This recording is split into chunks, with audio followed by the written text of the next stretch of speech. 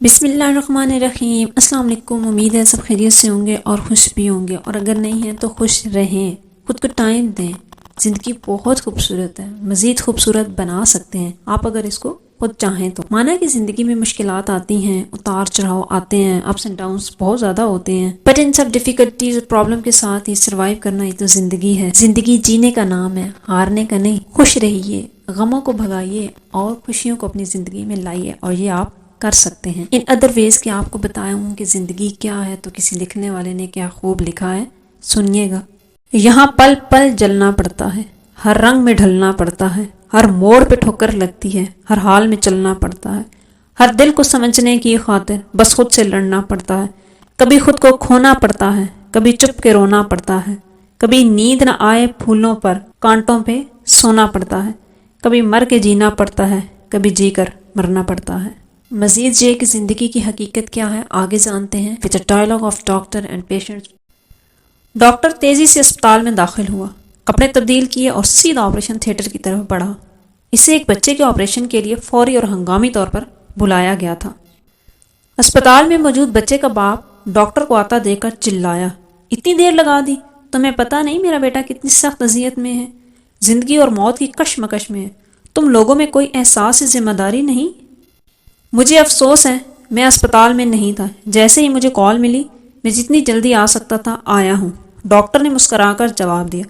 اب میں چاہوں گا کہ آپ سکون سے بیٹھیں تاکہ میں اپنا کام شروع کر سکوں۔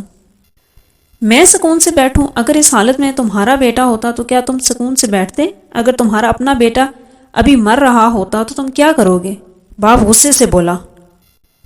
ڈاکٹر نے پھر مسکرا کر کہا، ہماری مقدس کتاب کہتی ہے کہ اللہ قادر مطلق ہے، حی و قیوم اور غفور الرحیم ہے۔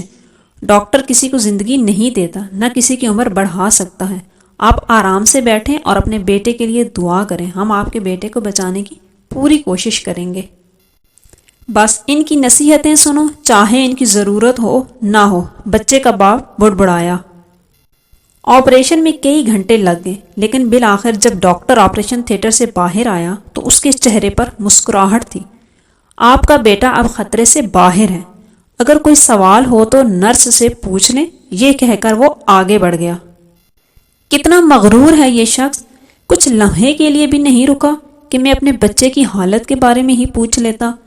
بچے کے باپ نے ڈاکٹر کے جانے کے بعد نرس سے کہا، آگے بڑھنے اور جاننے سے پہلے مزید ایک ہی ریکویسٹ ہوتی ہے آپ سے کہ don't forget to subscribe my YouTube channel and also like the videos and share it, جی تاکہ کسی اور کو بھی اس ویڈیو سے فائدہ ہو سکے۔ اب چلتے ہیں کہ لڑکے کے باپ کی گفتگو کیا رہی ان کے علاج کے بعد۔